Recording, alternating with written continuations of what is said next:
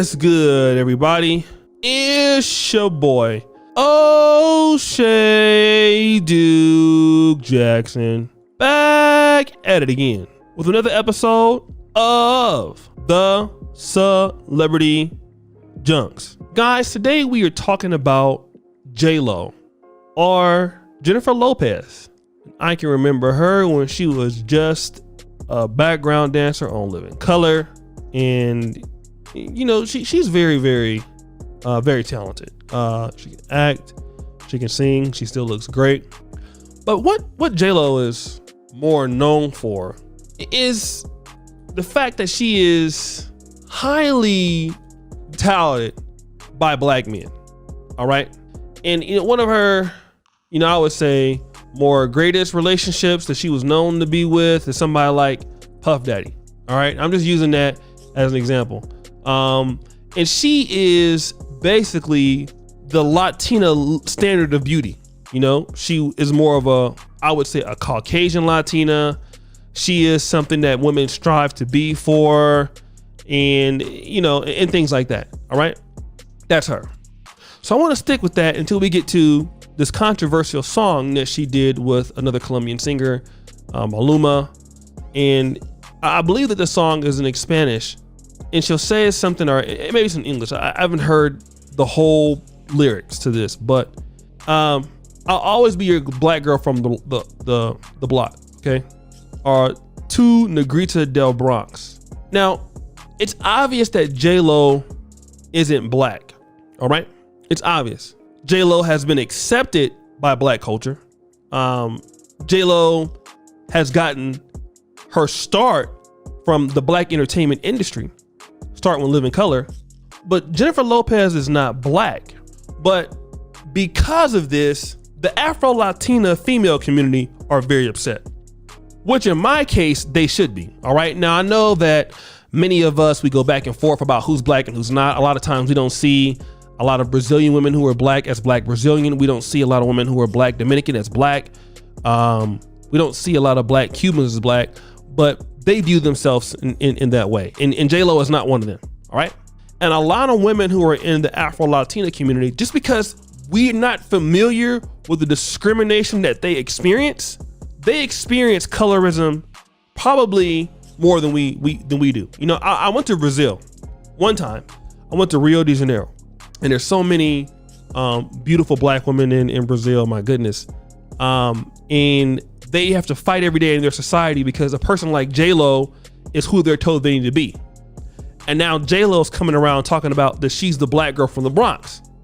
And I want to read this comment from Glorimar Michelle Marino. Day music. JLo's Tu Negrita del Bronx lyric. It's a literal slap in the face to every black woman, but especially for every Afro-Latina and Afro-descent person who's Latina dad and beauty gets questions every day due to her influence in Latina look. I agree. It's almost like, a lot of times the stars can identify with being black when it fits them. Like, not only are you highly touted outside of the black community, now you want to be black because you've been associated with black culture. And this isn't the first time this has happened, because in 2001, JLo used the N-word in the I'm Real with Ja Rule remix. A lot of times, and I'm gonna tell you what this is about also. A lot of times, people like JLo, women of that ilk, why are they confident to talk the way that they do? And I have to say it is because they've been able to deal with black men, because they've been able to understand how a lot of black men will uplift Latino women.